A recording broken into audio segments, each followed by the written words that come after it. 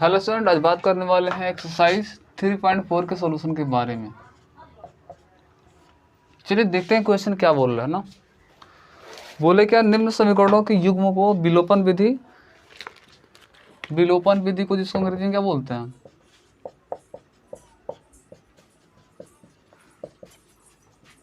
Elimination method. बोला है कि निम्न समीकरणों के युग्म को है ना विलोपन विधि तथा प्रतिस्थापन विधि है ना,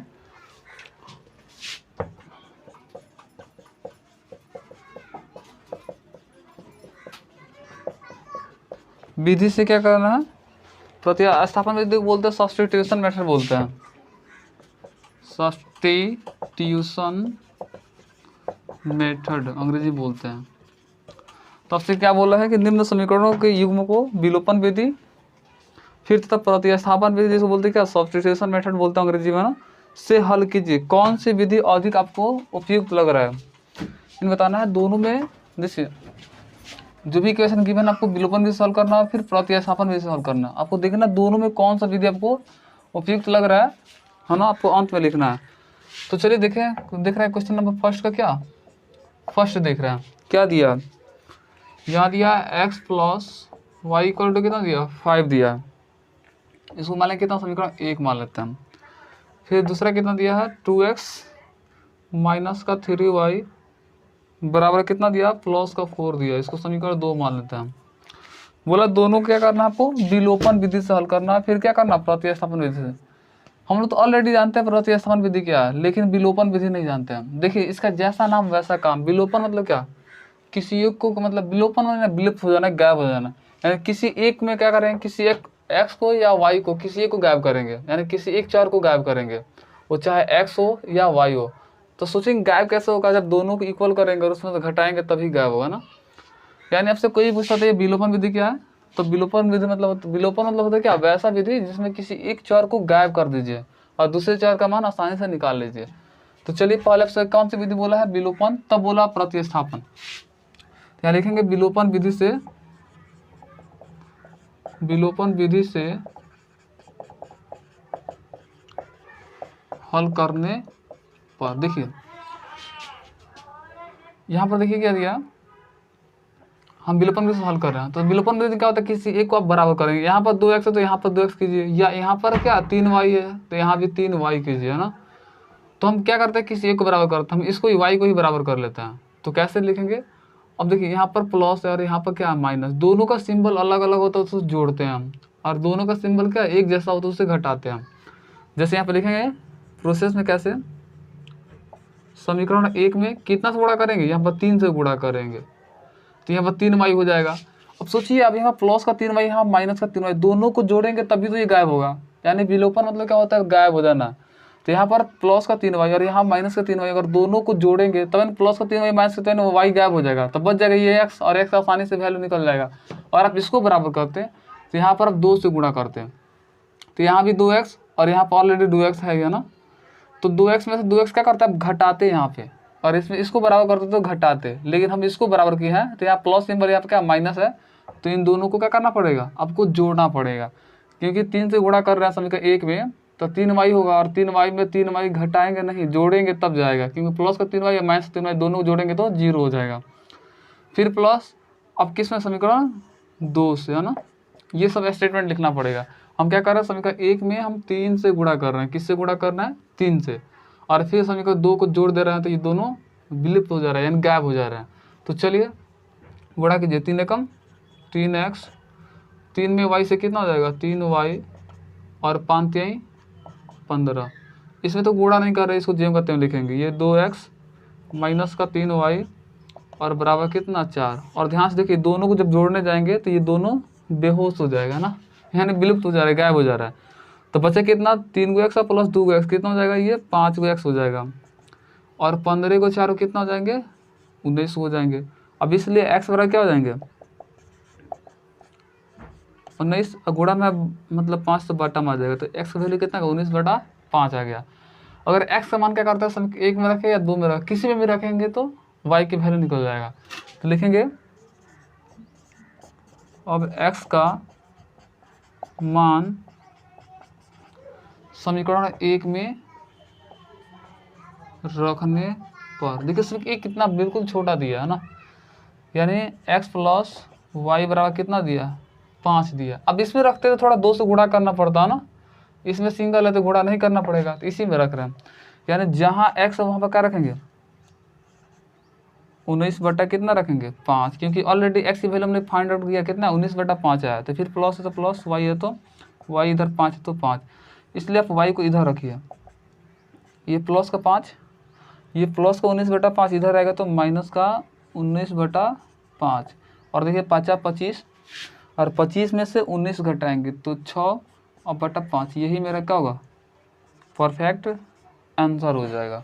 यानी x की वैल्यू 19/5 और y की वैल्यू प्लस का 6/5। अब चलिए थोड़ा हम लोग क्या करें इसको, अब इसको हम क्या करेंगे, हम प्रतिस्थापन विधि सॉल्व करेंगे, है ना।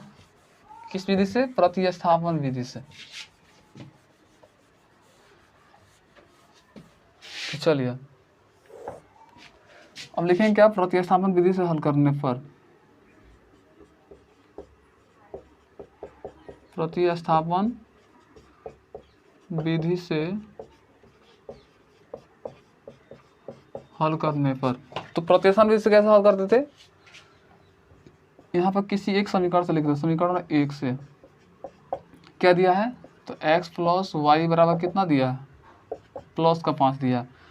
तो किसी को इधर रखते थे तो प्लस x को इधर रखिए, ये 5 है तो 5 प्लस का इधर आएगा तो माइनस का y, और इसको क्या मान लेते थे, समीकरण हम 3 मान लेते थे। और एक जैसे लिखेंगे, अब x का मान किससे, 1 से निकाला है तो 2 में रखने पर, तो लिखेंगे अब x का मान समीकरण 2 में रखने पर, ठीक है, संख्या 2 क्या दिया, ये 2x माइनस का कितना 3y बराबर कितना दिया, प्लस का 4 दिया। यानी जहाँ x होगा वहाँ पर क्या लिखेंगे, 5 माइनस y लिखेंगे, तो ये 2 x जगह लिखिए कितना 5 माइनस का y, फिर माइनस का 3y बराबर 4 है तो 4। थोड़ा अब इसको सिंप्लीफाई किया जाए, 2 पचे 10, 2 में y से कितना हो जाएगा 2y, माइनस का 3y है तो 3y बराबर 4 है तो 4, और देखिए माइनस का 2y माइनस का 3y तो माइनस का 5y, ये 4 है तो 4, ये प्लस 10 इधर आएगा तो माइनस का 10, और ये माइनस का 5y तो 5y, 4 में से 10 घटाएंगे तो कितना चाहिए, माइनस का 6, माइनस माइनस कैंसिल, बचा y इक्वल टू कितना गया 6/5, और देखिए इसमें भी y की वैल्यू कितना 6/5 ही है ना। अब क्या करते हैं, y की वैल्यू समीकरण अगर 3 में रख देते हैं तो x की वैल्यू निकल जाएगा। तो अब लिखेंगे अब y का मान समीकरण 3 में रखने पर क्या दिया, समीकरण 3 x बराबर कितना दिया जी, 5 माइनस वाई दिया, ये समीकरण 3 रहा ना।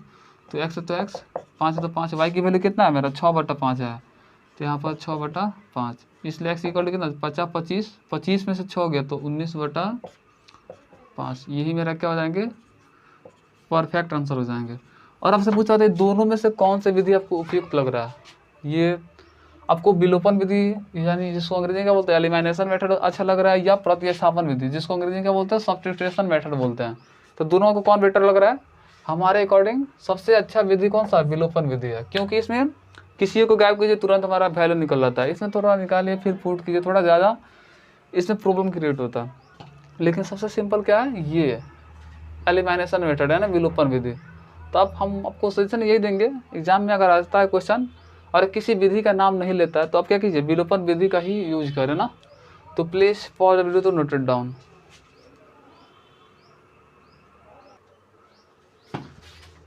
चलिए क्वेश्चन नंबर फर्स्ट का सेकंड देखा जाए ना। इसको भी क्या करना, पहले आपको विलोपन विधि सॉल्व करना है, फिर प्रतिस्थापन विधि सॉल्व करना। तो चलिए इसको थोड़ा सिंप्लीफाई किया जाए। तो क्या लिखेंगे, विलोपन विधि से हल करने पर, विलोपन विधि से हल करने पर समीकरण 1 ये दिया है, 2 ये दिया है, तो आप क्या करेंगे, विलोपन विधि से हल करेंगे, इसमें तो कोई बराबर है नहीं, तो आप क्या करेंगे, किसी एक को बराबर करेंगे। अब कुछ सोचिए, यहाँ पर 4 है और यहाँ पर 4 कब आएगा, जब इसमें 2 से गुणा करेंगे तब 4 आएगा। यानी यहाँ पर 4 है तो हमको यहाँ भी 4 चाहिए, तो 2 से गुणा करने के तो 4 आ जाएगा। और यहाँ पर प्लस और यहाँ माइनस है, तो दोनों को जोड़ेंगे, प्लस का 4y माइनस का 4y, तभी तो 0 आएगा, यानी तभी ये विलुप्त होने वाला है, गायब होने वाला है। तो कैसे लिखेंगे स्टेटमेंट? लिखेंगे समीकरण 1 में किसी से गुणा नहीं कर रहे हैं, जोड़ रहे हैं, किससे? समीकरण 2 में कितना से गुणा करके? तो 2 से गुणा करके, है ना। चलिए प्रोसेस लिखा जाए। कितना दिया है? 3x प्लस का कितना 4y बराबर 10।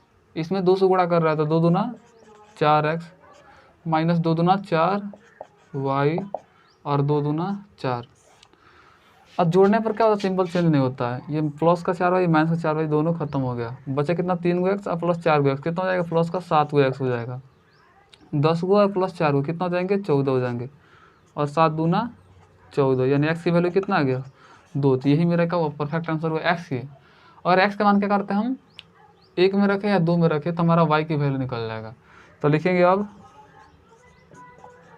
x का मान समीकरण 1 में रखने पर, देखिए इसमें एक क्या दिया है?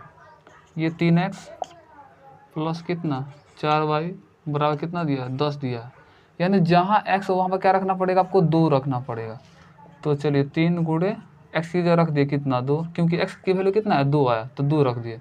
फिर प्लस 4y है तो 4y, 10 है तो 10, ये 4y को इधर रखिए, ये 10 है तो 10, 3 दूना 6 प्लस का इधर आएगा तो माइनस का, यानी 4y बराबर कितना आ गया? 10 में से 6 गया तो 4 आएगा, और 4 एकम 4, यानी y की वैल्यू मेरा कितना आ गया? 1।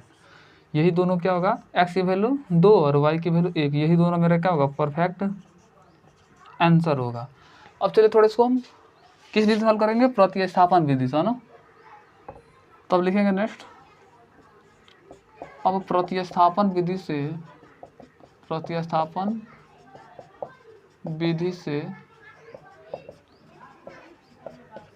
हल करने पर, चलिए हल किया जाए।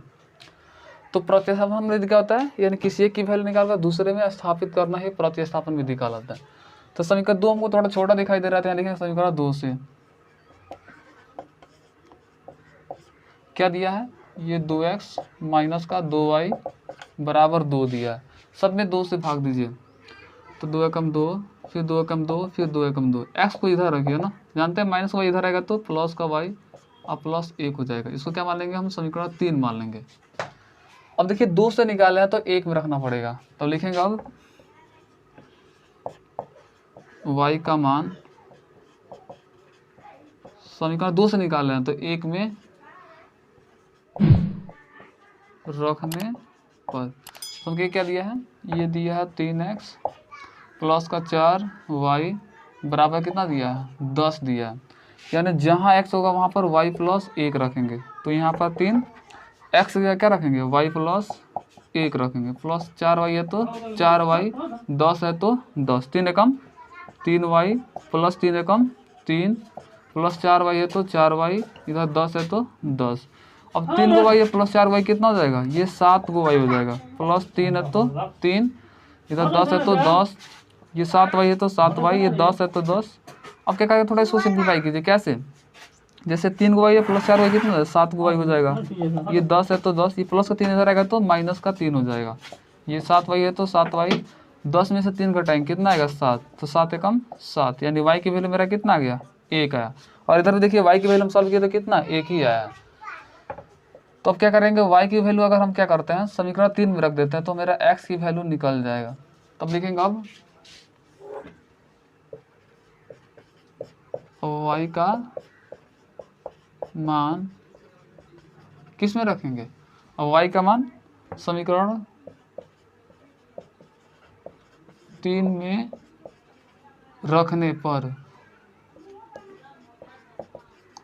देखिए क्या दिया संगति में, x बराबर दिया कितना? y प्लस 1 दिया है, तो x है तो x, y की वैल्यू मेरा कितना है? 1 आया, तो 1 का प्लस 1, तो x की वैल्यू कितना आ गया? 2 आ गया।